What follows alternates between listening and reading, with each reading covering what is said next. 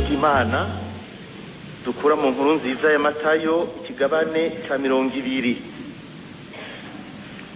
n'akarongo ka mbere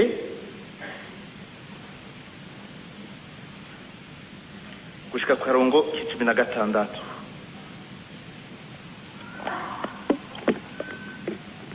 Ubwami bw'ijuru bumeze nka nyene urugo yazindutse kare aja kurondera abamukorera mu murima w'imizabibu.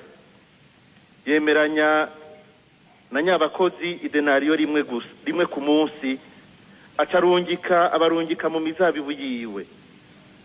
Ahengera nko ku isaha ya 3 arasohoka, abona abandi bicaye ku nama ataco bariko barakora.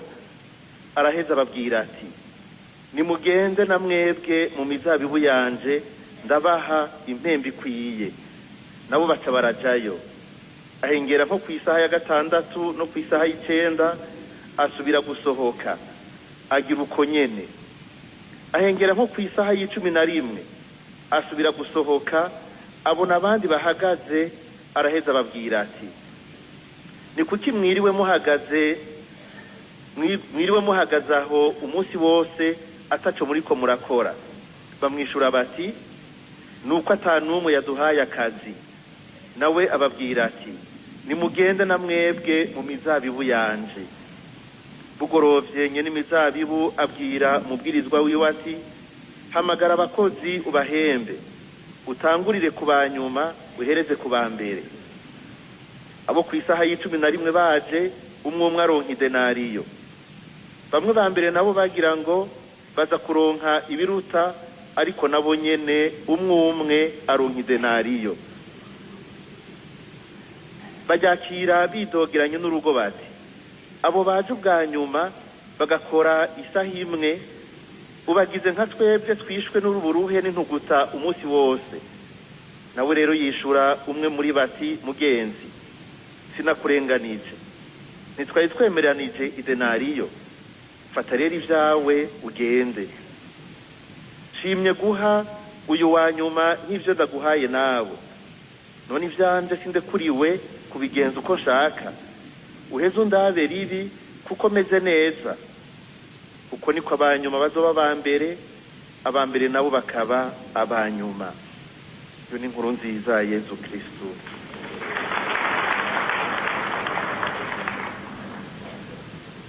Tugire Kristo. Nkuko Patiri mukuru abibibukije, uyu munsi ni inyigisho isozera, mugabo ntisozera iyindwi. Ni inyigisho zari iminsi ziko ziratangwa. Ugusozera murabizi yuko ari ku munsi w'Imana, aho muzokengurukira umukama, kuko navyo nyene birahambaye cyane. Umuntu nibagereza ngaha ngo acavuga ngo inyigisho ziraheze. Oya, hariho umwanya uhambaye ukuza imbere y'umukama gukenguruka, wo kuza imbere y'umukama kumwihereza, kumwishikanako, wo kuza kugira ngo umuntu asabe ingabirano imufasha kuzigama, imufasha kubandanya zirikana, imufasha gushira mu ngiro ivyo yagiye arazirikana, ivyo yumvise akumva nico mutima mweranda ariko aramubwira bikamukora ku mutima. Nukuvuga rero igikorwa kirabandanya, kuko tubandanya dusenga. Inyigisho y'uwo munsi rero niyi ngo, nimugende na mwebwe mu mizabibu yanje. Nimugende na mwebwe mu mizabibu yanje. Womenga biratandukanye n'ivyo twari tumishe tuzirikana, ariko ntibitandukanye namba, kuko muraza aho twahereye ku Imana yatoye Yozefu ikamurungika, ikamuha ubutumwa. Uyu munsi rero iri jambo rije kutubwira yuko na twebwe uyu munsi Imana iradutuma. Imana iraza kudutora. Imana iraza kukubwira ngo wewe naka, ntutinye gukora ico nyene kiri mu mutima. Ntutinye kurangura iryo jambo wumva ryagushitse, ijambo ryakumurikiye, ijambo ryagereka gukaburira umutima. Ntutinye na wewe kurishira mu ngiro. Ntibitandukanye rero, tumeze nk'abagaruka aho twahereye. nagira mvuge ngira ngo utuntu nka tune twerekeye uyu muhamagaro. Mu ntango nagira twibukanye gatoyi urugendo twari tumaze iminsi turimo twagize, hanyuma bwa kabiri turaza kurabira hamwe ingene Imana irondera abo yotuma kandi akaba ariyo ibahamagara. Bwa gatatu turaba ingene Imana itanga ubutumwa. Ubwa kane dusa turabira hamwe inyishu rero natwe dukwiriye gutanga. None rero twibukanye gatoyi urugendo twari tumaze kugira. Twibuke ko ari indwi yahariwe Yozefu Mweranda ngaha muri paruwasi ya Ngagara, yitiriwe umweranda Yozefu. Twaravuze turazirikana iteka rya Yozefu, iteka ry'ubutumwa yashinzwe, igikorwa kidasanzwe, kuko ubutumwa bwiwe bufatanye n'ubutumwa bwa Bikira Mariya. Mugabo Bikira Mariya afise akaranga kiwe yisangije, afise igikorwa yisangije nk'umukenyezi yatowe n'Imana kugira ngo yibunge ngo umukiza, atuvyarire umukiza, aba nyina w'Imana n'iteka rihebuje ata muntu yoshobora kuvuga ko ashikira. Mugabo Yozefu nawe yarasangijwe kuri ubwo butumwa mu kumubera umukunzi w'ukuri abushitse, umufasha. Kumwe bababwira ijambo ry'Imana rivuga yuko umwe wese Imana iramuronderera umufasha bakwiranye. Yozefu yabaye umufasha akwiranye na Bikira Mariya, bakwiranye. Twarabizirikanye ingene Yozefu ahagarikira, akubahiriza, akubaha ubutumwa bwa Bikira Mariya, nawe akarangura neza ubutumwa bwiwe. Bikaba bihambaye rero yuko tuzirikana yuko bujya mu buzima bwacu mu rugo, umwe wese, umugabo, umugore, umwana, umujene, arafise uruhara rwiwe, arafise ahageza, arafise misho yiwe. Ibintu vyononekara iyo umuntu atategereye ubutumwa bwiwe ubwo aribwo, canke agomvye kuja guhonyanga ku butumwa bw'uwundi. Kuko ubutumwa bwacu mu rugo, ingene umwe wese yifata ufatiye kuco Imana yamugize, turunganiranira, nimagiriranire.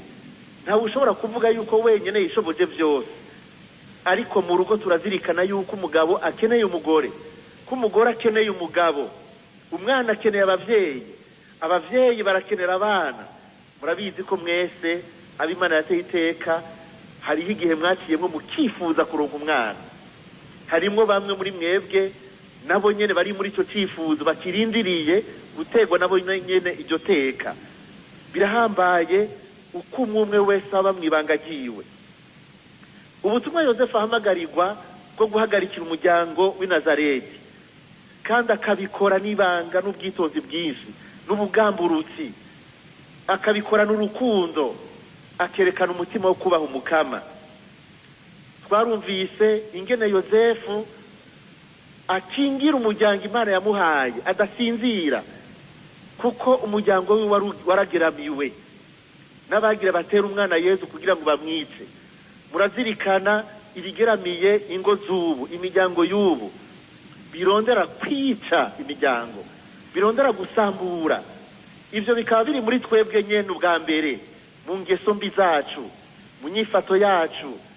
Mugabo hakaba n'ibindi bitero usanga biva hanze, biva mu migenzi ivuye hanze, canke bivuye kuri sekiri wenyene ubwiwe, yama ariko ariyumvira ingene yosambura ubwami bw'Imana. Mu gusambura ubwami bw'Imana naho usambura umuntu, usambura umutima wiwe.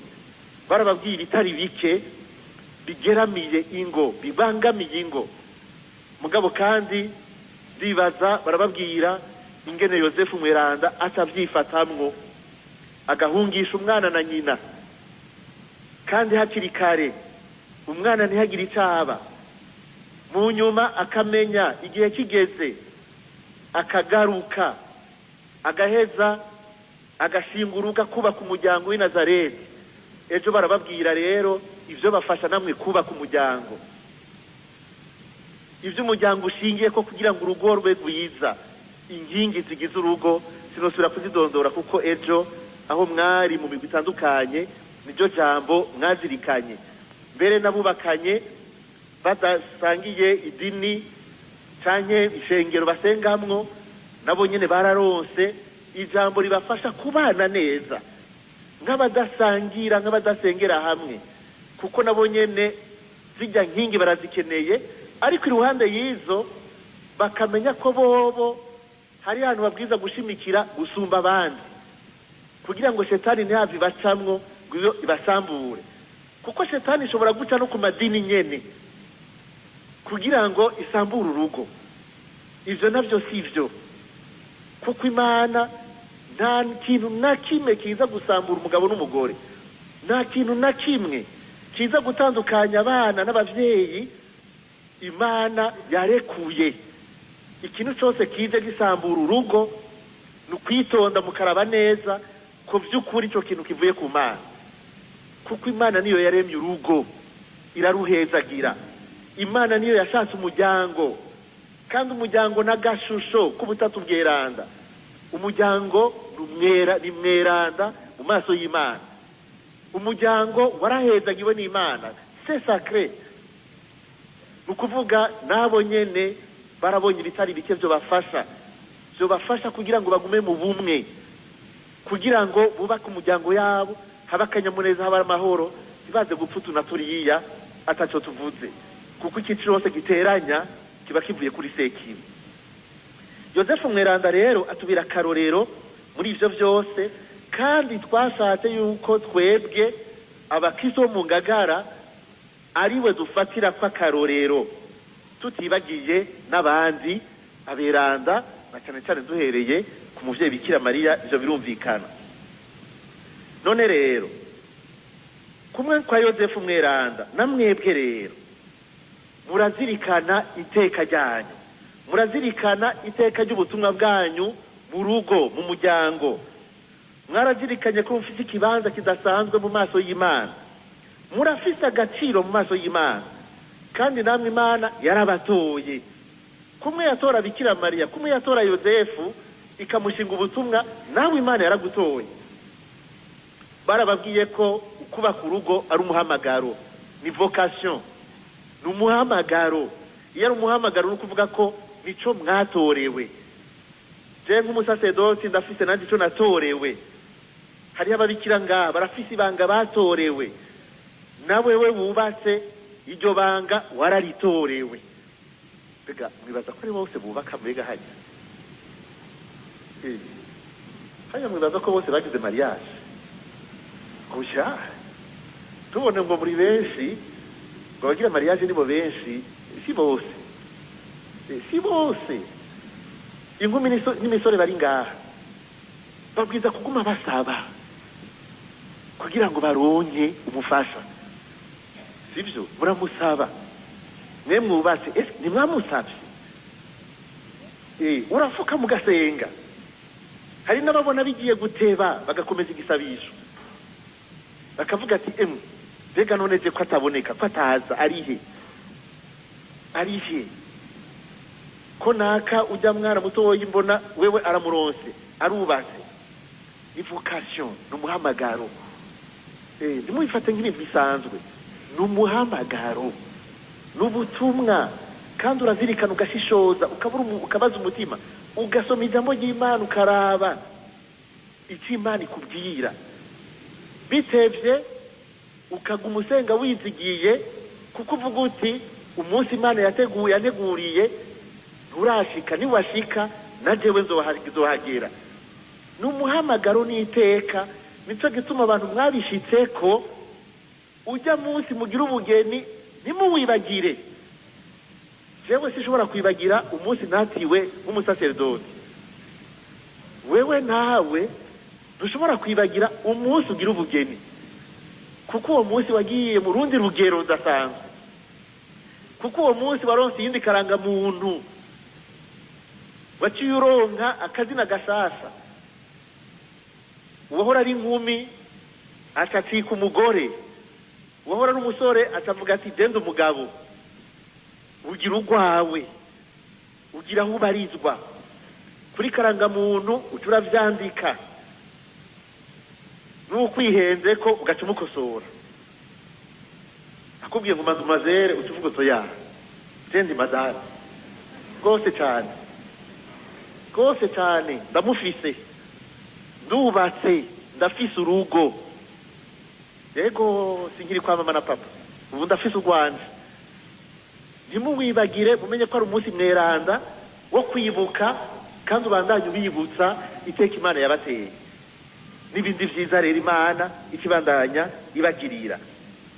Ubwo n'ubutumwa bwa mbere rero uyu munsi rero igihe tuzirikanira ijambo ngo namwebwe nimugende mu izabu biyanje ni vyiza rero ko mumenya duca duhera aho nyene ubutumwa bwawe bwa mbere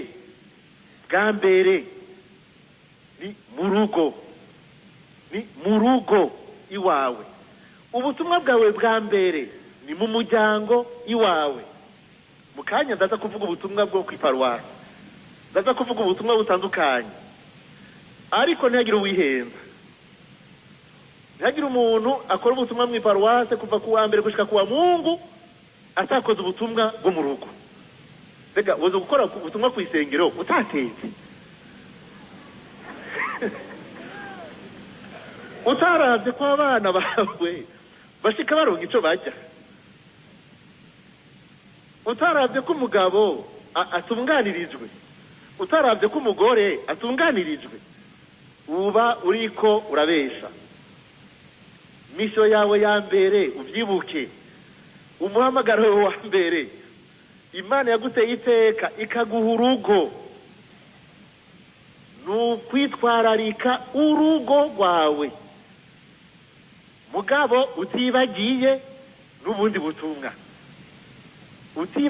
butumwa, mugabo umenye ko bambere Imana izokubaza. Ego murashobora kuja mu mihari y'ubutumwa, murashobora kuja mu magroupe de prière, murashobora kuja mu butumwa butandukanye, urashobora kuba n'umukuru muri ibi na biriya ukajejwe amabanga mu iparuwase n'ibindi, ariko hariho ubutumwa bujanye n'umuhamagaro wawe wa mbere mu rugo.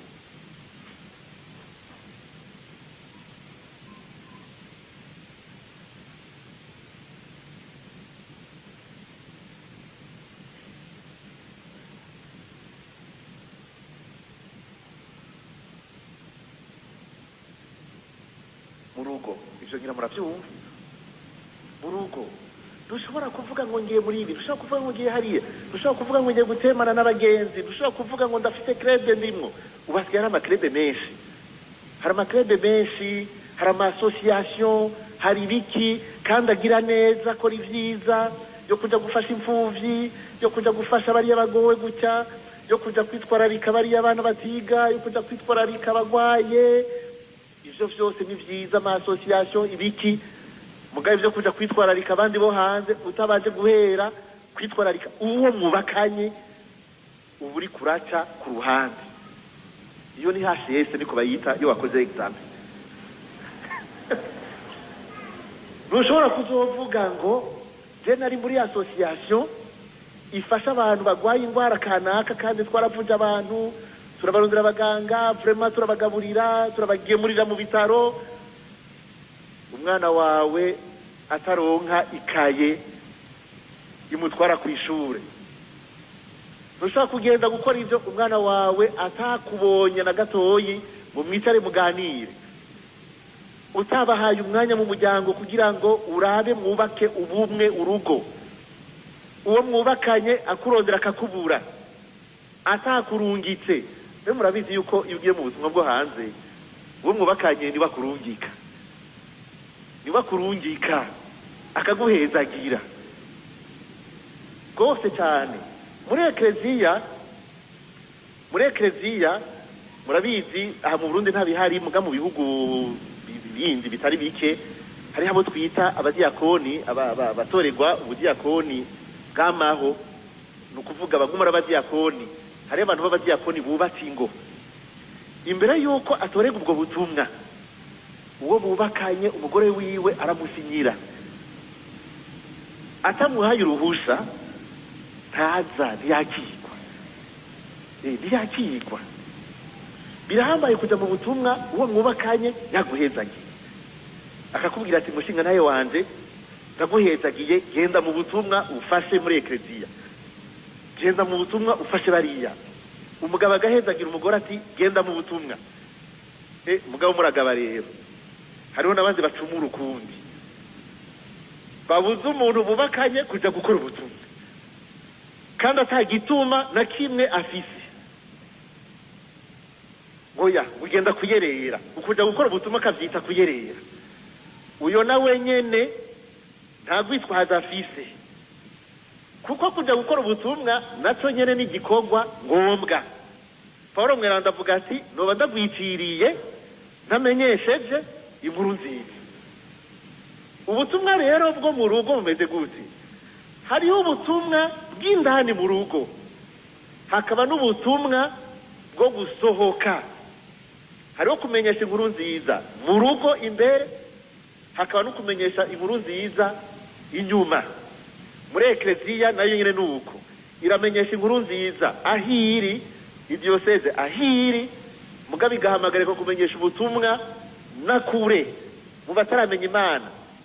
Nivyo bita mission ad intra na mission ad extra. Birumvikana ubutumwa bwama buri kubiri. Hariho ubutumwa bw'imbere, ubwo rero bwo butangura ubwishe n'ubw'inyuma. Hari ikintu babuzi, umuntu yabwiza gutangura kubaka umuryango wiwe, hanyuma agacabona rero kugenda gufasha n'abandi. Nuko bimeze. Mwarazirikanye ibanga rya Yozefu na Bikira Mariya kenshi usanga bari kumwe. Uraba ubutumwa ufise mu rugo umenye ko ari priorite, nibwo buzi imbere. Utaranguye ibanga ryawe ry'umugabo mu rugo naco uzoba uri kurakora.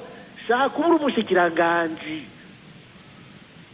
utwara ibintu byinshi bikomeye, cyangwa uri umushinga amateka, ni ukuvuga ujejwe abanyagihugu kubaserukira benshi bagutoye, intara yose userukira, ariko ukibagira urugo rwawe ubuhushije.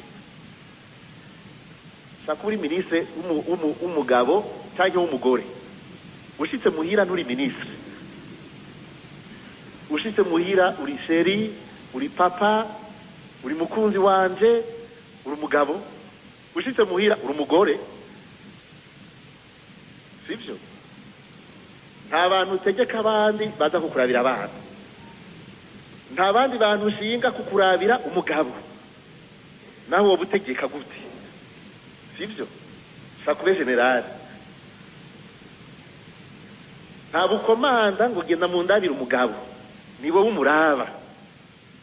Nta bukomanda ngo mweza bashinze kundabira umugore, ari ukumucungera umutekano kugira ngo bamuhagarare inyuma. Ivyo ntacyo barabigira. Mugabo kuja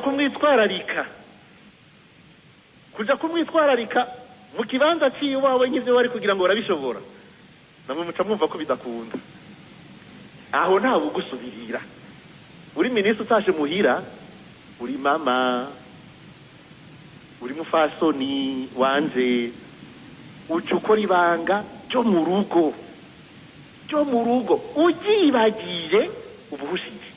Shaka ube directeur general wa Nuzeye, shaka ube igiki. Ivyo ushitse mu rugo hariho irindi banga birahambaye. Muriha agaciro. Ntureka gusasa igitanda cawe ngo nuko uri umukuru. None uzorungika abakozi kuza kugusasira. Uzorungika abakozi no hanze kuza kukumesera. Ejo narumvise bibabwira abari hariya. Uzorungika abantu uze utegeka kuza kukumesera twatuntu. Oya, ni wewe. Ivyo nivyo, ubwo n'ubutumwa bwo mu rugo. Nta muntu n'umwe uzotuma kuza gusengesha abana bawe ngo bingane nk'uko ari wewe woba ubasengesheje. nta n'umwe ashobora kuza kugusubirira muri icyo gikorwa cyo gusengesha abana. Uzohamagara abapsikologe n'abahinga ngo baze kuganiriza abana, naho burara barabaganiriza gute? Ntibashobora kugusubirira wewe iyo uganirije abana. Igikorwa cyawe ni ntasubirirwa mu muryango. Umugabo, umugore, umwana, umusore, inkumi afise ikibanza ntasubirirwa. Uri mu rugo, uri mu muryango wawe, kuko hari ubucuti budasanzwe, kuko hari ubumwe budasanzwe, kuko uwo muryango hari ubutumwa Imana yabahaye mubwiza kuharangurira. Ubwo rero rwari uruhande rwa mbere, sindondora ubutumwa mujejwe ku munsi w'ejo na hirya y'ejo barabubabwiye. Ikigira kabiri rero, Imana irarondera abirungika rero ibarungika mu butumwa bwo hanze, ni ukuvuga bwo gusohoka. Papa Francisco arakunda gusubira muri iryo jambo ko ekleziya ibwirizwa gusohoka ikaja mbere hariya ku mbibe, hariya kure mu rugo. Rero nabo nyene mu butumwa bw'urugo, Imana yashinze urugo. Reka ndabanze ndabivuga mu Gifaransa cyangwa ndabivuga mu Kirundi. Hari icyo twita la participation à la vie et à la mission de l'Église, mugabo kandi la participation au développement de la société. Ivyo n'ubutumwa bw'ingo. Nukuvuga rero ndabisimwe mu Kirundi rero, urugo rufise ubutumwa bwo kugira ico buterereye kugira ngo bubake umuryango wa ekleziya. Abubatse bakagira n'ubutumwa bwo kuja nabo nyene kumenyesha inkuru nziza ku izina rya ekleziya. Tuvuze ekleziya rero nimwumve yuko bajeje ubutumwa ari abasaserdoti gusa. Abubatse barabijejwe. Erega murajejwe mwebwe ubutumwa bwa ekleziya. Erega mu rugo niho hari seminari ya mbere nkuru, izo mbe murabizi. Nk'abantu mwubatse mwe mumenye yuko urugo rwanyu ari seminari, urugo rwanyu ni novisiya, sivyo? Kubera iki? Mubwirizwa kurera abana mubakundisha Kristo, mukabakundisha n'ubutumwa bw'ekleziya. Kuko Imana yije gutora, mwibaza ko Imana iza guhamagara hehe? Imana ihamagara hehe? Imana idodora hehe? Idodora mu muryango. Kuko Imana iza kuvuga iti nshaka ujya mwana wawe, nshaka uyo muhungu wawe. Imisore n'inkumi bari ngaha ayi, Imana ivuga iti ndagukeneye wewe ndaguhamagariye ubutumwa bwo kuza kunyihebera, ugende kumenyekanisha mu makungu ivyo kurongora no kurongorwa heba. Uko niko yabwiye umuhanuzi Yeremiya, kandi Yeremiya yarafite umufiyanse. Wewe rero ntuzurongore ibazi muri Isirayeli kubwira umuntu ngo ntazarongore, ntuzurongore kugira ngo umenyeshe ufatiye ku nyifato yawe, kuko abantu bazokubaza ni kuko utarongora kandi ubweze. Uko utarongora kwawe, uko utaza n'umugore kwawe kuzoba ikimenyetso muri Isirayeli yuko amakuba agiye kubagwako, ko atakamaro kuko wirirwa urarongora. Kuko yariko yigisha, Imana yamutumye kwigisha yuko abantu badahindutse Imana izosambura Yerusalemu yose igashira hasi, mbere n'igisengero kikabomogwa. Imana ikimubwira ati wewe rero ntuzurondere umugore, ntuzurongore. Kandi vuga ko yarafite umufiyanse, ntivyanditse neza, mugabo abahinga baravyerekana yuko yarafise umuntu. Yeremiya acaraheba kurongora kugira ngo uko kutarongora kwiwe kuba ikimenyetso cy'ubuhanuzi kuri Isirayeli yose. Imisore n'inkumi ngaha rero sinubabwira ngo muragaba, itegure ubutumwa buri ku isi. Ijwi ry'umukama rikavuga riti wewe ntuzurongogwe kuko ndagukeneye, kuko kizobera ikimenyetso benshi uritaba. Mugabo icyo nshaka kuvuga ngaha ni iki? Twumvise muri iki gisomwa yuko uyu muntu Yezu ariko agereranya n'ubwami bw'Imana ngo yarasohotse agenda kurondera abamukorera mu mizabibu yiwe. Agenda kurondera, Imana irarondera aboza kuyikorera, irondera aboza kuyikorera. Imana iza kurondera he? Mu miryango. Mbega Imana izotora hehe? Ni muri aba bana barereshwa ijambo ry'Imana. Kuko none Imana yashatse ko umuntu avukira mu muryango, nta handi izomukura. Abatumwa ntibava ku biti, ntibava ku mabuye. Imana ntigenda kubatora mu gahinga, Imana idodora iwawe. Ntidodora rero kuri ayo masoro n'inkumi. Imana irashaka kuza kudodora kuri we wa mugabo wubatse, kuko na wewe urashaka gukora ubutumwa. Mbega ntango murumva zihaguruka zikaja kumenyesha inkuru nziza hanze? Nabo murumva? Mbega ejo ntabo nabonye bigishijwe n'urugo?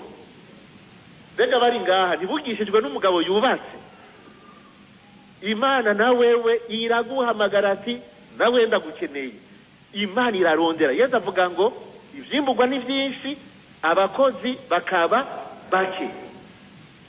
Aha rero muga kandi hari yindi ntambwe abantu batabibaza ngo je ntangabira no fise weka ngo nkujya atwigishije jo ngo bijya ngo je bijya no bishobora gute? Ere ubutumwa so kwigisha gusa n'umunwa. Ubutumwa ni bwinshi.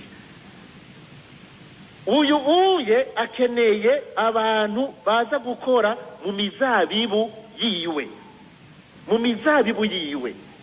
Bose ntibafite ingabirano, bose ntibakora bimwe, bose ntibakora bimwe. Kumwe Paulo mweranda bivuga muri ekleziya hari ingabirano nyinshi kandi zidasa. Agereranya ekleziya n'umubiri, avuga ko ari umubiri wa Kristo. Umubiri ufite ingingo zitandukanye zidasa, mugabo zose zirakenewe.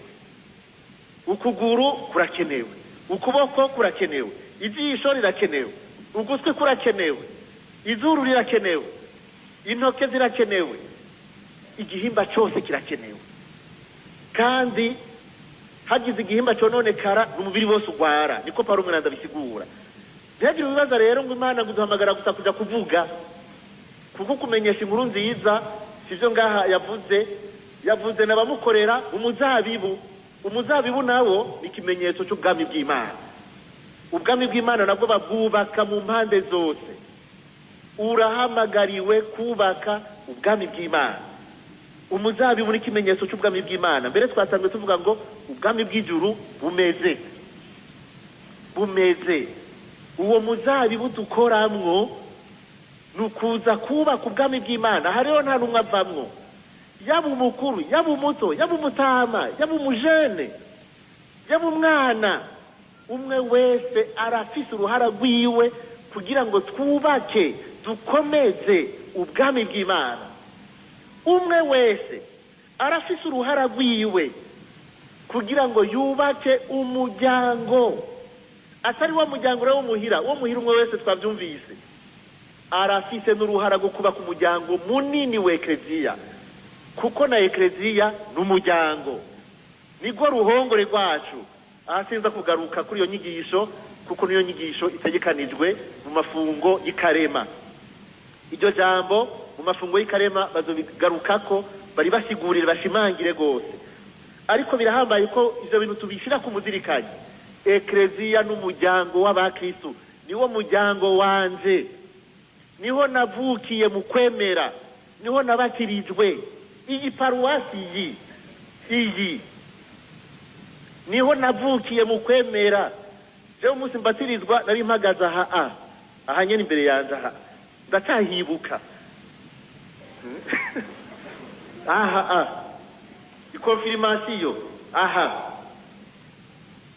amasakramento mu misa aho amajaha niho nicara.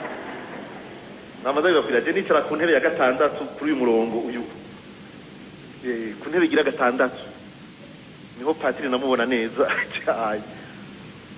Nukuvuga umuryango wa ekleziya, iyi paruwase niwo muryango wanje.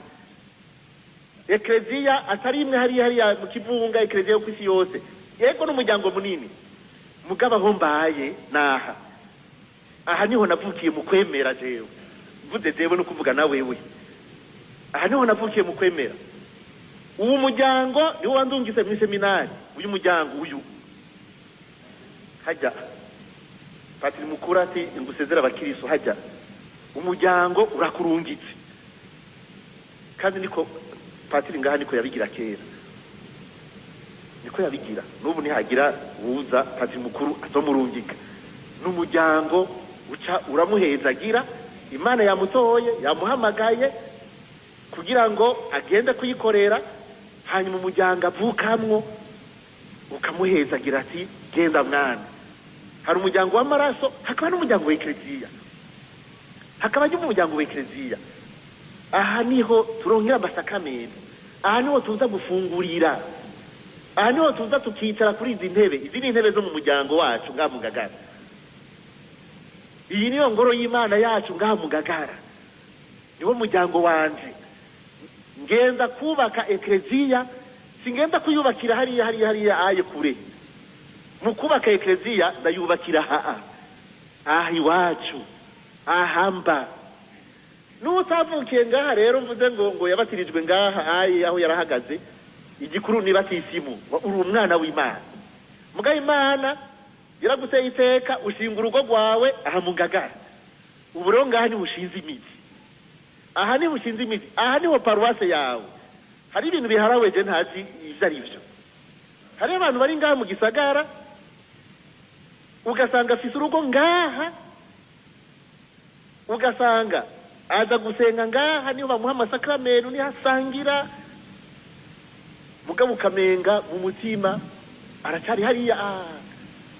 Hari ibintu biharawe abantu bagenda kubaka ama ekleziya, no kuvuga imiryango y'iyo bavuye, ugasanga birabananiye kubaka umuryango waho Imana yashize urusago rwabo. Mbega mwarasohotse cyangwa ntimwasohotse? Umuntu yamaze kurongora no kurongorwa abasohotse.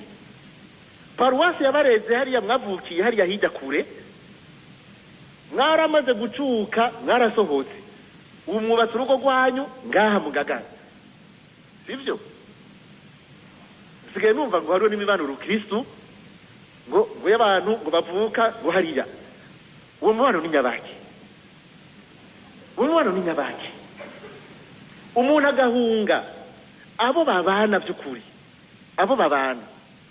Umuntu agahunga iparuwase Imana yamushizemo, yashizeho urusago rwiwe, ngo agiye mu mibanuro Kristo ngo yimvuke. Iyo mibano ntayibaho muri ekleziya, ndababwira. Iyo mibano ndabisubiremo ntayibaho.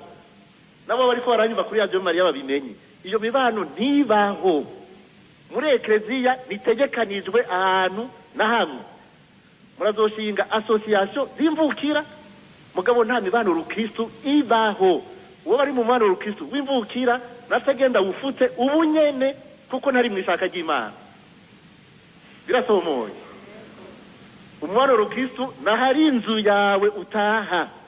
Hariya kwa mama na papa warasohotse, ukaba utarasohoka subirayo. Ukaba wumva utarasohoka, ukiri umwana w'imuhira, subira hariya. Subira hariya mama bandanya kurera, ubanza ukure, hanyuma zo gusohora. Murashinga ama association, mugira amanama, mufashe n'ibikorwa by'aho muvuka.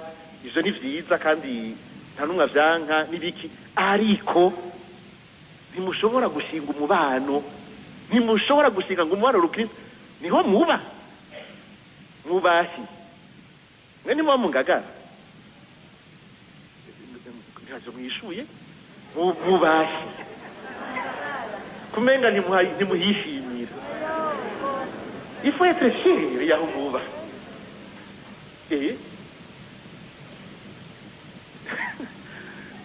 Jewe paruwase yaje niyi, none kubera iki mugira isoni zayo? Kubera itarahera kuzura ngaha. Izokuzura. banza mwubake iyi ni Imana yabarungitsemo. Urusago rwawe ruri ngaha ico kirahambaye gose ko mukimenya kigatomoka. Ruri ngaha, aha niho hakorera umuryango w'abakristo baba ngaha mu Ngagara, uko Eklezia bishinze igashinga n'imbibe zaho iparuwase igarukira. Abantu be muyibamwo, umuryango wanyu w'abakristo uraha kiretse abatarasohoka. Ariko nabo nyene imisore n'inkumi bari ngaha aye, nimuce mugira ubwoba ngo none twe turabahe murabo ngaha, kuko ukaba uhabaye amezi 6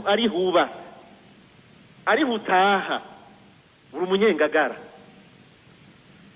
Uje kwirega uzoza kwirega ku mupatiri ngaha mu Ngagara, sivyo? None hageze kwirega ucufata imodoka ukaduga Igitega, ufata imodoka ukaduga sa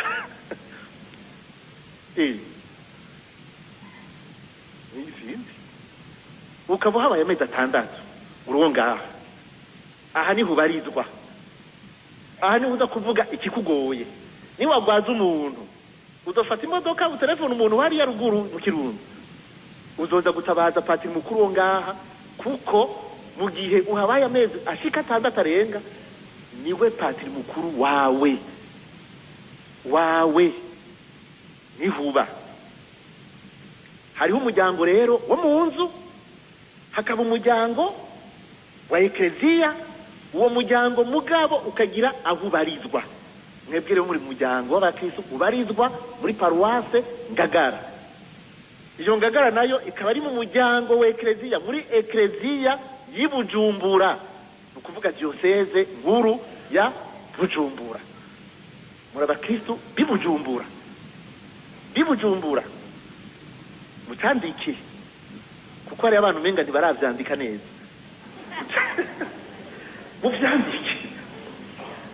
Imana irarondera bituma mu muryango, irarondera bishinga ubutumwa bwo kubaka umuryango, ubutumwa bwo kumenyesha inkuru nziza. Ubutumwa buri butatu: nukumenyesha inkuru nziza ubwa mbere, nukuja kumenyesha inkuru nziza. Nico kintu Imana Yezu abwira abatumwa abarungitse, kumenyesha inkuru nziza. Uyimenyesha mu majambo, urayimenyesha no mu nyifato yawe, urayimenyesha no mu bikorwa by'urukundo, urayimenyesha mu kwitanga kugira ngo wubake ubwami bw'Imana, wubake umuryango wa Eklezia. Imana itora niyo itanga ubutumwa, niyo iguha ubutumwa. Muri Eklezia biratomoye rero, iyo ugomba kuja mu butumwa bwa Eklezia, kuko uwo umuryango w'imuhira urafise uwuramutswa urugo, sivyo? Uwo nawe muramuzi, nawe nirirwa ndamuvuga. Hariho uwuramutswa urugo mu muryango wa Eklezia. Mwiparuwase hari uwuramutswa urugo, sivyo? Umuryango muri Eklezia rero diocese hariho umuvyeyi, hari uramutswa iyo diocese, niwe kujya muhira papa na mama bafata abana bakabaha ibikorwa. Tugiye ku kazi bana, urabona ko muri mu kiruhuko, nze gusanga mwakorofye, nawe nze gusanga zijya mpuzu zawe wazimeshe, nze gusanga amasahani yogeje, ubundi nabaza gukora iki, ugatanga ibikorwa. Muri Eklezia umuntu yumva ashaka gukora ubutumwa rero ntiyirungika namba, aratumwa. Yesu avuga ngo kumwe data yantuma niko nanje ndabatumye. N'abatumwa nabo bazokubika ibiganza ku bandi batowe bashimwe, babasabire, babategure, nabo babarungike. Ubutumwa rero nta wirungika, murarungikwa. Hariho abajejwe kubarungika, hariho abajejwe kubaha ubutumwa. Nico gituma muri Eklezia n'umuntu naho bariko arakora igikorwa ciza, ni vyiza yuko akimenyesha, kugira ngo yumve ko ari kumwe n'umuryango wa ekleziya afise umuhezagiro w'abatumwa. nayo ahandi ho abantu bagenda badashigikiwe n'igisabisho cya ekleziya ni shetani zirashobora kubatera zikabasambura. ariko ushigikiwe n'igisabisho cya ekleziya ufise umuhezagiro wa ekleziya ntacuba, kuko igisabisho cy'umuryango kiragushigikiye. nico gituma iyo umuntu yirungitse wenyene kenshi wenyene yishira mu mitego, aba ari fragile, arashobora kugwa. nico gituma muri ekleziya twirinda ubuntu bw'ubudumbidumbi, abantu bagira utuntu tutazwi. muri ekleziya umuntu akoze ubutumwa arabuvuga akabushyira ahabona kugira amenye ko ari mukuri, bamufashe gushishoza neza. muraza muritondera n'utuntu tutugwitugwi. ubu yaho haziye amarezo sosiyo basigaye bashinga amagrupe, ugasanga bihaye gukora ibikorwa hari igihe biha no gukora ubutumwa. muraraba neza nimuhave musanga mwagiye kure mu byo mudafitiye n'ububasha, kugira ngo hari ikintu mubona ko kigomba kuja kure urakimenyesha, hanyuma ugahezagirwa bakakurungika ugaca ugenda. rero ufite manda, si manda yanditse, ugenda uri mandate. naho bitoba byanditse mugabo ujejwe ekleziya ngaha akakubwira ati ibyo bintu ni byiza, genda amahoro, genda ndabahezagiye, ubu hagarikiwe n'ekleziya yose kandi ubukingiwe. mugabo wegura umutwe akagenda wenyine arashobora kumeneka umutwe, kuko ishetani wisangayo irakwereka, nta protection uba ufise. muritonda ubutumwa rero aha mw'iparuwasi. icambere si ukuvuga ngo nagiye kugira ibi, gira intumbero yo kurondera kubaka umuryango. igikorwa ukora cyose cyubaka umuryango. ubutumwa sinodondora ngo ndabuheze. muga murabona abakristo bamwe bari mu nama ya paruwasi barafise ubutumwa bakora, barafise ibyo bajejwe kandi bitari bike. hari abari mu makomisiyo atandukanye, urabari muri liturujia, murabona abasoma ijambo ry'Imana ngaha, mbega batabayeho bica bigira nde? urabaza gutegura isengero bakayikubura. kandi ndasavye nyagira abantu basubira gukura isengero ngaha mu Gagaranda ko atangorane, mugabo abandi bariko baranyumva. hariho abantu benshi mu kuja gukora isengero umenga bagenda kuyikora nk'itegeko. ruguru ngo bazokora isengero ngo n'abakobwa ngo ku mutumba ngo wanakananaga, abahungu bo n'amaboko bafise. kubera iki? abahungu n'amaboko bafise nibaza bakaza kubikora umenga nukugira ngo nabo bazoronka ibintu bijya. tuze gukora ingoro y'Imana kuko tuzi ko ari isengero yacu, tuza kuyikora kuko tuzi ko tuzi iwacu, tubikora kubw'urukundo. ni igikorwa ngombwa cy'umukristo wese aho uraza kwicara. ubandanyuza iminsi yose kwa Mungu uraza kwicara, bakubaza bati mbega none ngahakubuwe gute? ntavyuzi, ntuzi n'ingene bahakubuye. mugabo usanze hacafuye ugaca widoga ngo mwisengero ngo haracafuye. none wibaza ko ari indaza kuhakubura. abakozi mu bisanzwe isengero iyi si abakozi, ni yamwebwe, ni yamwebwe. ngo none ngo patiri ngo ntiyorondera abakozi bakakubura. mbega erega hariho ibintu burya dukwiye kuza turasoneye. barabigishije ejo sinumvirije byose. ntibababwiye yuko kizira ko hariho ubundi muntu wahaze aza kugukorera mu cyumba, sibyo? ibyo nabyo bababwiye. none aha mu isengero kuri mwebwe ni ishihi, kuri mwebwe hasiguriye ku buryo haza gukora abacangero. amaboko ntayahari mbe burya, amaboko ntayo gantuze. Oni ngene sungana ngaha ayi. aha twese tuvuze isengero tuza tuyitegura, nta ngorane isubira kuba. nuko mvuze isengero mbe nibandi bategura amashurwe burya. utu tuntu umenga turasanzwe. urashika gusukana amashurwe arateguye, mbega ninde yakoze? mbega hajyaho umuntu avyibaza gute? mbega bayamuye? mbega urupangi iwabo nta mashurwe ariko witana makeyi usigira ntware gushariza mugabo ucuca kuba bijejwe ukavuga uti cyenda afite amashurwe ntuzayabazanire musharize isengero amashurwe yavuye iwawe ukayasanga sharije aratari none wose umuhezagiro uri kurahamagarira ku nzu yawe naho wateye amashurwe asigaye asharije kuri altari y'umukama aha ndazi ko atamirima mufise mugabo hari ibindi mushobora kugira mbega protokole kwakira abantu mbega muri karitasi bamwe baza kuraba abagwayi bamwe bitwararika boro bamwe bagira ibi mbega bapfa hehe none abapatiri ivyo vyose bashobora kubikora hari abakirisu ndabumva ngo abapatiri gushije bakora burega nico bahembegwa reka twe ntiduhembwa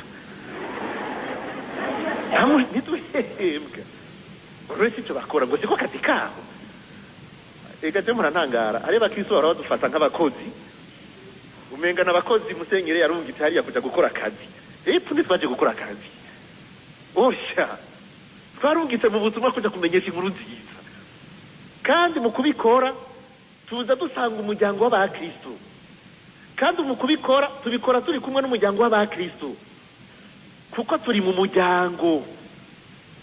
muryango dufite uruhara rwacu mugabo namwe mufite uruhara umukristo wese afite uruhara hagize uwuvamwo ntusubira kuba umuryango bica bicika ibintu by'akazi ibintu nyene vy'amaorganisation tutunganya ibikorwa nk'uko umenga turishyira hamwe oya ntiturishyira hamwe turi umubiri wa Kristo turi umuryango tubwiza kubana nk'abavukana ibikorwa tubikora nk'abari mu muryango ubutumwa butandukanye mu imihari itandukanye atari ukugira gusa ngo bagende basigara batera utubyino n'uturirimbo babombeza batamba bijya byo bisanzwe imihari bafasha gutera imbere mu bukirisu no mu buntu ariko iruhande y'ivyo hari ubutumwa ubwo rero turaba twese mbega abana basangira ngaha bigishwa n'abandi abakatesiste bahembwa abakirisu babigisha barimwe muri mwebwe tugira imana umwero nuvo ahiziye ni sawa hari abakirisu babitegera abana baraganira bigishwa n'abandi ni bande babigisha ngaha navyo muzi abakristo none ni bangahe sinzi sinabaje fate mukuru ingene bimeze ko bitaba neza ari benshi abana baraganira abakomoza abagiriki abazimiye muri ibi bigishwa n'abandi ereka turi umuryango ivyo byose biraturaba turi umuryango hanyuma ndiko mvuga ibikorwa ntituri ngaha ariko kandi nk'umuryango turahura ku munsi w'Imana kugira ngo dusenge dukenguruke duhereze inkuka dusabire abacu dusabire umuryango wa ekleziya dusabire imiryango yacu n'ibindi ariko kubera n'ubundi paruwase ari nini murabona ingene bungana paruwase nini raba Ngagara raba Cibitoke raba Mutakura raba igice cya Kamenge ngaha n'abandi mbere Ngagara paruwase Ngagara iragenda igashikariya kuri za Shanike ngira murabizi yigera gushika kuri za Shanike hose ni Ngagara amakartie 9 sinzi ko ari 11 razo nkayihari ibaza abo bantu bose nico gituma muri ekleziya hari indinganizo yindi ifasha abakristo rero kuva mu kivunga kugira ngo bazirikane ico kinyegezwa cy'uko paruwase ari umuryango paruwase igatitunganya ico twita imibano rukristo umubano rukristo rero urafise ikintu utandukaniye ko n'iyindi mihari cyanye amafraternite cyanye imigwi yindi y'ubutumwa dushobora kujamwo kuko imigwi yindi tujamwo ikiranga n'igiki nk'ubu ngiye mu muhari w'abasaveri ndawugendamwo kuko numva mfise umuhamagaro ni ukuvuga hariho ingabire idasanzwe Imana yampaye cyangwa impamagarira mbona yuko muri ujya muhari iyo ngabire iriyo ico twita karizme murantegera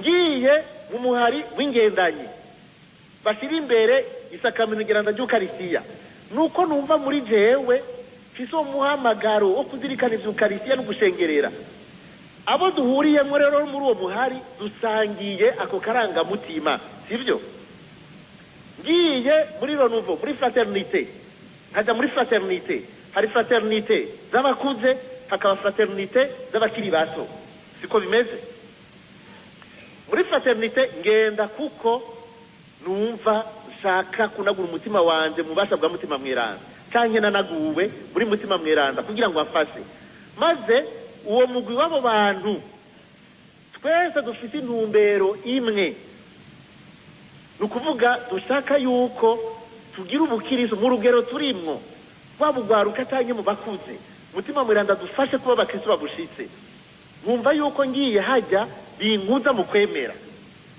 n'iyindi migwi itandukanye ishimikiye kuri spiritualite akarangamutima kayo canke ku ngabire idasanzwe bafise ibikorwa bakora umubano rukristo ico wisangije niho hantu umukristo hajya abaye muri quartier kwibarabara muhura asa kindi kintu na kimwe kindi mushizemwo kiretse ko mwese muri abakristo nukuvuga atari uko mwese musangiye akarangamuntu ko kwitwa ababatirijwe n'abandi barabatirijwe mugabo usanga bongera ko ngo twe duhuriye kuri ukarisiya ngo natwe duhuriye ku rukundo ingene turubamwo bajya nabo bahuriye kuri Bikira Mariya kuri Shonstad abandi ntibagire Shonstad bagaca baja muri Muvuma Mariya abandi bagaca baja mu wundi muhari wa Bikira Mariya w'aba Carme bambara iskapurari ivyo n'ibindi vyongera ko kuca umuntu wese yumva mutima muhamagarira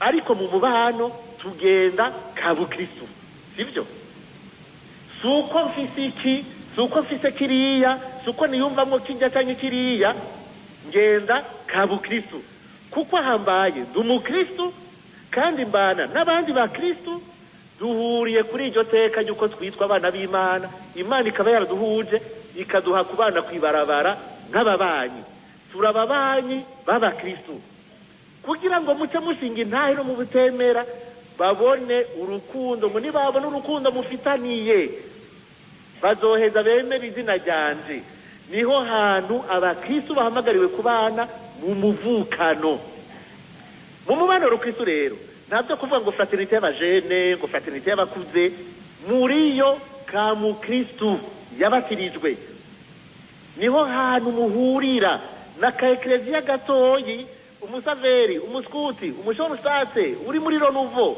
uri muri Muvuma Mariale uri hari aye mu muhari numva zingene witwa wundi bahuriraho bose kw'izina ry'ibatisimu bahawe maze umubano ukaba ahantu bahurira kugira bagire ubumwe bakarondera uwundi munsi gusa umwe wese aja muri ico yumva Imana imuhamagarira kidasanzwe ariko hakagira aho bahuriye bose hamwe nk'umubano aho rero no kugira bakomeze umuvukano wa bose bahuye kuko basangiye umubano urugo aha rero ikibazo kihari nuko imibano rukristo ngaha mu Ngagara hari kandi kuva kera kandi aha mu Ngagara umubano bamwe bambwira ukorana rimwe mu kwezi gusa kugira ngo abantu bicare hamwe iruhande y'amafraternité iruhande y'imihari iruhande y'amakorale bajamwo hari ikibahuza nibatisimu muri abakristo b'abakatolika mbere n'ubutari umukatolika yaje ntibamubuza ntibamwirukana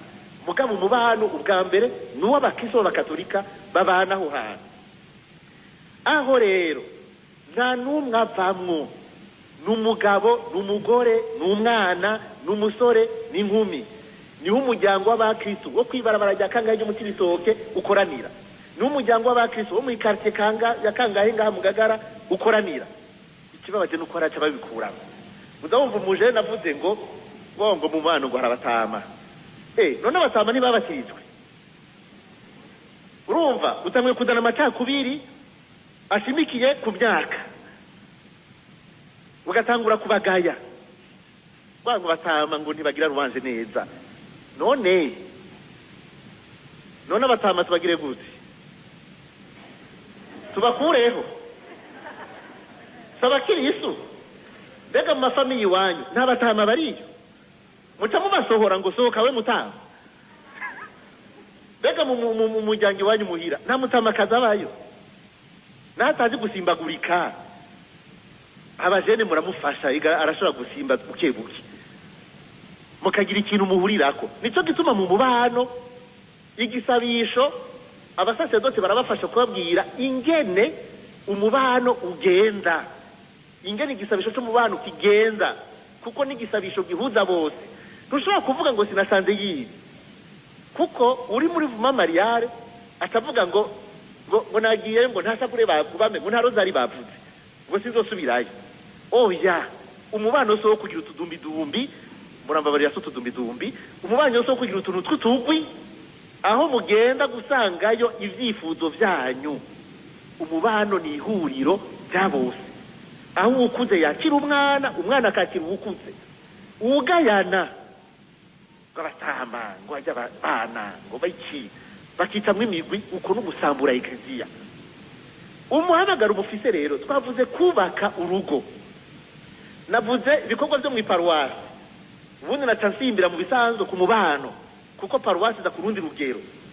Umubano rukristo ni ngombwa. Nta muntu yavuga ko azi Imana, nta muntu avuga ko yagize efizio, nta muntu avuga yuko ari mu mariare ngo avuge rozari ku munsi, uvuge rozari ku munsi ukananirwa n'umunsi umwe mu kwezi. Mbega wowe usenga wovuge rozari ku munsi ukayishobora amashapure 4 ku munsi ugatunanirwa hamwe no kwicara n'abandi. Ico si gisabisho, ico si gisabisho. Igisabisho kitagufasha kwicara hamwe n'abandi ngo mwakirane, ico gisabisho cyawe uragisubiramwo. Muntu wagize efizio rero ngufise mutima mweranda muri wewe, ukaba ufise mutima mweranda muri wewe, udashobora kwakira mutama ngo mwicare hamwe muganire ijambo ry'Imana, efizio yawe irabayo, kuko mutima ntacamwe imigwi y'imisore n'inkumi n'abana ngo bamwe hariya ngo bandi hariya bandi hariya. Mutima n'uwegeranya abantu b'indimi zose, sivyo? Urabavuga ikigreki, urabavuga nabavuye muri Medi, uravuye Mesopotamiya, urabavuye Alexandria, urabavuye Roma, uravuye nambari Philadelphia. Bose twumva bayagize iziza z'Imana, bose bahurira hamwe. Nagira umuntu asaba kwitwaza ibisabisho uragira n'imihari yindi arimwo, unasanze ngo batagira nka kujya ku maskuti ngo je bica bindambira. Ibisabisho uri kuragira bitagushobora kugenda kwakira uwundi ngo mwicarane, ngo hajya ngo ntibaririmba neza, ngo hariya mu mubano ngo ntango ntibishushe, genda ubishushe. None windoge ngo ntibishushe, genda ubishushe, kuko Imana izobikubaza. Wewe windoge ngo ntibimeze gutya, ngo ntibimeze kujya, ngo ntibimeze kujya. None wewe Imana igushaka kwiki? Wamaze kubona ko hari ikibuzi ushaka ko Linda azoza kugikora, ni wewe nta wundi. Ko Imana yamaze kukwereka ko kijya gikenewe harakanye, genda uhashushe. None mutima wa Rose akumariye iki atashobora kugwa kuja kwevangeliza mu mubano? Ibisabisho muragaba muri kumuragira mu mbigwi itandukanye, musanga muri ko mwikura ibivumvuri nabo muvyumva kumwe cyane musangiye ingorane. Ivyo bisabisho bikabananira kubahindura kugira ngo mwakirane. Erega nayo n'amacakubiri muragaba ntimwibaze ko amacakubiri matoyi. Iyo ni ngorane ikomeye, iyo ni ngorane ikomeye. Ni kuki mu muryango papa mama abana mukundana mukakirana, none kubwibatisimu bibananira gute ko muhura mu mubano? Abagabo abagore abato, abagabo ntibaja mu mubano, nuwaramutse agiye kurunguruka ngo nasanze ari abagore gusa. None abagore barakujya uratinya abagore ngo nasanze ari abagore gusa ngo sizosubirayo. Erega abagore n'abantu, reka gutinya abagore. Ndazi ko mutabatinya noneho, ndazi ko mutabatinya, mugabo kuvuga ngo nasanze abagore gusa. None abagore nimubakunda, nimubona mubiruka inyuma. Mugiye mu mubano niho mutabubatinya, ahubwo bakurikireyo mubasangeyo. oya nukuri abagabo namwebwe muraraba umubano nimba muzi ko mwabakirijwe mu mubano niho hari. Kandi jewe indinganizo ngahaye yarimwe mu kwezi, mu bisanzwe n'indinganizo ifasha n'abatarakomera, kuko umuntu agusabye gusa kuja mu bantu rimwe mu kwezi, wibaze rimwe gusa, kugira ngo wibuke kuri mu mubano, muvugane ibibazo byo mu mubano, musangire ijambo ry'Imana, muvugane n'ibibazo bihari mu mubano, murabe ko indoro y'abantu iri kuragenda neza, murabe ko ata kintu kizoza kubononera, murabe ko ata bintu vy'ivyaduka biriko biraza muri quartier, mubigwanirize hamwe nk'abakristu rimwe mu kwezi bikanka. None nimwabatirijwe babasubiremwo, ibatizimu yanyu yihagarare ko vuga uti zenda umukristu, ndi mu muryango w'abakristu, uvyishimire. Hariho n'abakristu nzi no ngaho usanga bariho ibi ndiko ndavuga atavuga ngo none nguzo z'imana zo nibiki, mbe burya biriho. Nukuvuga ndaza abakristu batamenya nuko umubano ubaho, kandi baba ngaho muri quartier nyene, ngo none burya umubano ngo horuba akabaza imibano iriho, bavukanye iriho muri quartier turuwa ngaha, quartier de uriho, urabaza gusa tuti mbega umubano uhorubera hehe, muti bitoke kujya kuri 15 uriho, numbaze ko ari ku mabarabara, kuri 14 uriho, nivyo uriho kuri 14, kubandanya gushika kuri 6, kubandanije hirya umenga bamugiye mu kinama ntihe, cyane kuri 4 sinibuka aho bageze, ni 6 cyane ni 4 kujya mbere no mugarukira hose abantu mo kujya mbere hari umubano mubimenye uriho. 4-5 hari umubano, ndazi ko abantu batazi naho ubera, batazi kubaho wivyo byo nibiki, sinzi patira bazobabwira programme y'imisi bahura rimwe mu kwezi, mwubakane mufashanye mu mubano, ubutumwa bwanyu ni hajya yo kwizoga ngo nasanze ari abagore gusa, ngo nasanze ari abana gusa, ngo nasanze ngo ari abakecuru, niko bavuga ngo nasanze ari abakecuru. Iyo mutumva mugabo barambabarira abantu bavyumvise Jesu biye n'ivyo bahora bavuga, ivyo nivyo bahora bavuga ngo nasanze ari abakecuru gusa. None abakecuru s'abana ni banyokuru bacu batuvyaye, ni ba mama. Usanze ari banyokuru rero ucugenda ukabatambisha gatoyi, ukababwira ijambo ry'Imana, mugavanga mukabashiriramwo twose, kuko nabo baradukeneye, ariko mwita mu mubano. Aha rero ijambo ry'Imana reka gice cya nyuma sozeye, uyu muntu Yesu avuga aragenda mu gitondo, akeneye abamukora mu zabibu. Umuzabibu rero ni igiterwa kigoye, ndibaza ko muzi kawa abari ngaha, imizabibu ntayo tuzi kuko ni muri Israeli, ikawa yo murayizi ngira ngo, n'abatazi ikawa barazi cyayi, ni hamwe.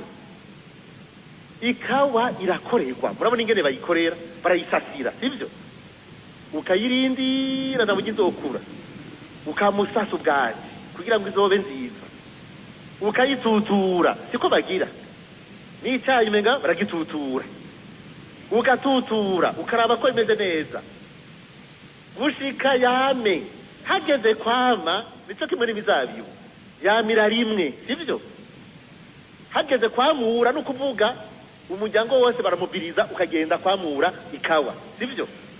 Hageze icyayi navyo nyine nico kimwe, babonye kigeze sinzigere babiraba, utubabi tujya two mu ntuzeye, bagenda umuryango wose kugira bate bashobora kuri izine, kuko agiye ari umwe asoroma duke kandi akaba homvye, kuko niyo bishikana kuri izine wenyene, baca babishira ahantu imodoka ikaza kubihitana. Nukuvuga ni biterwa bisaba mendevre, bisaba abantu benshi. Ikaba yeze bose baja kwamura, siko mugira, n'umwana aragenda, icyayi ceze mwese muragenda. Uyu muntu nawe afite imizabibu rero akeneye abakozi benshi. Ubwami bw'Imana nuko bimeze rero, ekleziya ntihari igikorwa kimwe, ikeneye abakozi benshi kandi bakora byinshi kandi bahozako, ugumusasira umututura haje udukoko ugapompa kugira ngo wizigire kuzoronka umwimbu. Hageze kwimbura naho nyene nibikorwa kuja kwamura nisekeza ridasanzwe. Muramwumva bavuze ngo isekeza gikawa, ngo kampanye cafe, ngo kampanye n'ibindi navyo vyarivyo. Ibi rero nico kimwe no mu butumwa, ni kampanye. Umwe muri ngaha nukumenya yuko umukama arondera, kuko umuzabibu wiwe ukeneye abakozi benshi, kuko bigasha bigaherayo azoba homvye.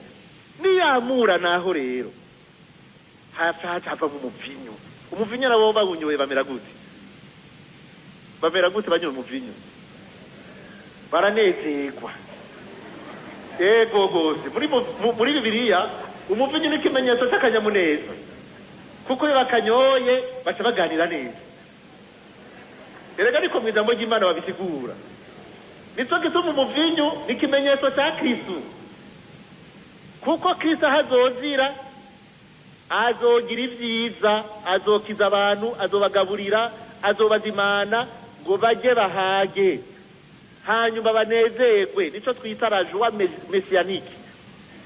Arakeneye abakozi benshi kugira ngo haba ku kanyamuneza, kugira ngo Ekleziya ikore ubutumwa, akanyamuneza n'amahoro bize ku isi, abantu babohoke, bakire, batwenge. Ahamagaye rero yaje ku isaha ya mbere, abahari arabarungika mu murima. Aba bagiye mu murima bwa mbere yo ni bande? Aha mu Ngagara murabona, jewe nkiri ngaha aye niga muri segonderi, hariho abantu ngaha mugabo hasigaye baki. Hariho abantu ngaha nabona bari mu butumwa. Mu bintu binshimisha rero nukuza kasanga Mutama, nabona kuva kera akora ubutumwa, akorana n'abapatiri bwabo n'abapatiri nde, kasanga aracyari mu butumwa ngaha. Abo bantu nukuri nuko ntazi ibidari twokora, nukuri twobibambika. Kandi abakera ngaha bamwe murabazi, abantu kuva kera bakora ubutumwa. Ndabona nk'aba Kristo mu misa, ona misa muzwe hagati, sivyo? Murabona misa muzwe hagati, nuko ngaha simereko kuza gusenga ngaha 6h du matin ntibikunda, biragoye kuko simperuka. Muganda bona nk'umugwi w'abantu nk'abagore nk'ababiri canke batatu bakizuka bakaduterera indirimbo imisi yose mu gitondo uko imisi yakabaye. N'ubu sinzi ko noza mu gitondo ntosanga bakirimo. Maze imyaka 20 n'iyindi ntabangaha, ariko ndazi kumenga nje hariho nk'umwe canke babiri nomenya ico gikorwa bagikoze imyaka 40. Ngaba abantu rero baje ku isaha ya mbere, abandi nabo murababona hari abantu uzeye abantu batoza amashikanwa. Nabonye hari habonza ndabona kamwe kamwe, abandi baragiye, hari abandi batakiriho. Bakera gose aba basangizi, hari abakera cyane. Je nkiri muri segonderi ngaha, aba rero ni bamwe bo ku isaha ya mbere, kandi by'ukuri barabizi icuya inuguta yoyo. Kumwe bavuga ngo twa twiriwe ngo tubirica ngo kuri izuba n'inuguta. Yego basi inuguta barayiri. Abo rero nabo ku isaha ya mbere, aba rero tubareke. Murabona ko bariko barakura, sivyo? Jewe abo nasize bariko barakura, naje narakuze, rega naje niko ndasaza. Mugabo nkiri muto narababona, n'ubu baracari ngaha, baracari ku kivi. Abo rero buhoro buhoro haza abandi babwiza kubakorera mu ngata, mu bisanzwe babwiza kubakorera mu ngata. Ku isaha ya gatatu aragenda atasanga abantu bamwe bajyamira. Abo no ku isaha ya gatatu rero ni bamwe bajyamira, bavyuka batevye. Ni bamwe naho babatirijwe bameze nk'abasinziriye. Warabatirijwe, wararonse confirmation, mugabo urasinziriye. Mugabo ugapfa kwinana tubonye akazuba kase, upfa kwinana tukagororoka ukaza mu misa ya saa 4, ugapfa kuri mweri mugaza, ugapfa gukurikira inyigisho. Iyo haje inyigisho nk'uku, muga inyigisho ziheze uragiye. Aba no ku isaha gatatu rero ingene bameze ni bande? N'abantu mu by'ukuri bajyamira bukebuke, bakabyuka bwakeye, bakumva ko bafite umuhamagaro muri bo. Mugabo ni kwa kuntu muramaze kubona iyo ubyutse ufite itiro, cyangwa telefone ikakuvyura reveye ugaca ubanza kuyizimya kugira ngo ubanze uproronge. Abo n'abari ku isaha ya gatatu babanza kuyizimya ngo babanze bavungure gatoya, mugabo bagaca baza kuvyuka izuba ryamaze kwaka, abandi ikivi bakirembeje, mugabo bashaka kuvyuka bakaganyira. Nk'ubahuri ngaha wumva umenga wokora ubutumwa ugatinya ukaganyira, ngo none ninagenda, ngo none nk'ubu nohinduka, ngo none bijya batubwiye bya Yosefu, bijya bya Bikira Mariya, mbe nk'ubu mu rugo rwanje ibi bambwira ngo ngira uku, ngo tuze ducana n'umugore tuganire, ngo dutanguze igisabisho, no gitanguza niboca bantwenga, mbe nk'ubu no gitanguza naho nkagitanguza nabi, vyonanira. Nukuvuga barabishaka muga baraganyira, ntibavyuke isaha ivuze ngo bavumbuke baje kubikorwa, ntibavumbuka ngo baje ku butumwa, ntibavumbuka ngo banze basenge, muga baronse ubasunika barapfa kugiye baragenda. Kandi abo oye rero ngaha barimo sinzi, nta bantu bariko baraganyira ngaha, nta bantu baganyira mu kuja mu mubano rukirisi. Babandi bose bavuga ngo naragiye nsangana batama, abo bose nabo ku isaha ya gatatu. Babandi bose bavuga ngo urumva ngo nasanze bataririmba neza, ngo baguma bavuga irozari gusa, ngo birasinziriza, abo ni bamwe bagumana agaciro, bari ku isaha ya gatatu. Barabishaka mugabo ntibiyangaza. Mwebwe ku isaha ya gatatu namwebwe ingo ndabakeneye, ndabashaka. Isu mbega bakivuga gute? Isiture, aha niko bavuga bajene, ni wishiture. Kandi uwo ku isaha ya gatatu biroroshe, iyo yishituye gato acabikora, arabikora. Ku isaha ya gatandatu rero abo ni bamwe bajyamira nyine bagashikana, abo barajyamira, abo ni bamwe basiba no mu misa dimanche, yavyutse neza atamvura yaguye arashaka kuja mu ya 10. Iyo hazindutse hari urubanza, afite urubanza n'imisa ntayo yibuka, kugira ngo isaha ya gatandatu irindi ishika utarahabona ico ukora. Kuko abaye yego baravyuka bagateramira kwirigara, barindiriye uworengana, barindiriye ubabwira iki, ntibabona ico bokora. Nabibabwira biriho, ibikorwa biriho bavukanye, ingo ku iparuwasi babereye, iyo migwi yose hari, ntushobora kuburana ahantu na hamwe uja. Kandi abo bose Imana ivuga iti nawe wenda gushaka. Ibuka Pawulo Mweranda, Imana yamukuye mu mwijima utabaho, yibaza ngo ariko akorera Imana ari mu muzima bwiza, muga yahavuye asumbya abandi gukora, kuko nawe nyene yagwanya ekleziya. Imana yaramuhindukije mubwira iti ndagushaka, hajya yarakoze asumbya abandi. Imana irabashaka abo ku 11 rero, abo bobo abo ni babandi bihebuye, ngo je navyo noshobora, ngo ya ngo je no bivuga, ngo je no haje imbere y'abantu wapfe gushwi, abandi nabo bakikengera, ngo je boca bantwenga, ngo je sinzi kuvuga neza. Yeremiya yasanguye avuga ngo je sinzi kuvuga. None niwe muhanuzi yigishije nk'umuntu ahagarikiwe n'Imana ku buryo budasanzwe. Abo ku 11 ni babandi bamaze gukuraza amaboko ngo ntaco nshoboye. Ivyo ni vy'abantuzeye, ivyo ni vy'abajya batereje, babandi muzi muri kati muna basi, ivyo ni vy'abantuzeye, ngo nantuze, ngo je ngo sidori, ngo ijwi ryanje ni ribi, ngo riradwangaraye, uraza urabe ko atagukubita mu ijwi, baca gushira mu rya kabiri. Abafite agasongoye bashira mu rya mbere, ufite iryo ridwangaraye deuxième, ubinwanishije ugacumva biraryoshe. Uruji rwanje ngo ruravuga cyane, none base ntiriho, ntihariho base.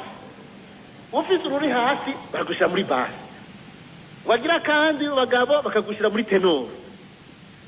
Nimba muri yose vyase hariho n'indirimbo z'amajwi 6 iyo wumva,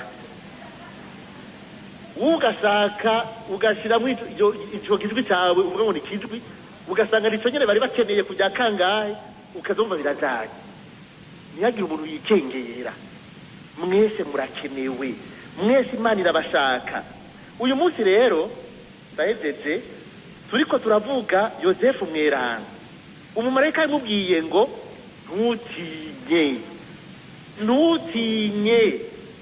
ntutinye gutwara umugore wawe. Ega ntibyari byoroshe kubahuka ibyo bintu. Yosefu yagiriye confiance Imana. None nawe confiance, izigira umukama, izera umukama, ntutinye, urashoboye. Noneho si ibyo wishoboza, Imana niyo igushoboza. Iyi paruwase ni gwawe, umuryango wawe Imana yaguhaye nuwi wawe kugira ngo uwubake. Imana ishaka yuko uhaguruka ukawubaka. Umuzabibu nababwiye ko ari igiterwa gisaba kwitwararikwa. Umuhamagaro we n'uyuhe? Ntusubire kwicara ngaho uvuga ngo je nta kibanza mfite muri eklezia. Uragifise. Itwararike umuryango wawe. Umugabo arahamagariye kwitwararika umuryango wiwe. Kuba yitwararika akawukorera nibyo tunga rikuru.